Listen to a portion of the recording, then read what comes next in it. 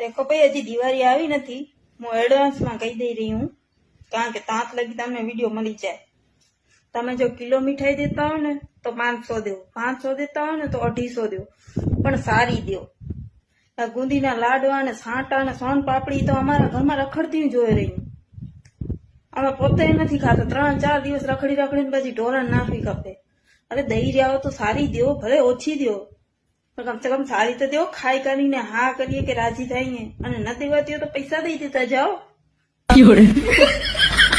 તમને એવું લાગે કે અમે મીઠાઈ દીધી ને અમને પછી ફગાવી ખપે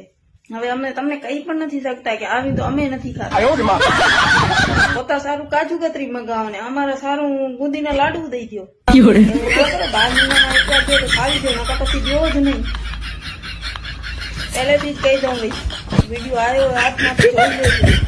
હાથમાં શું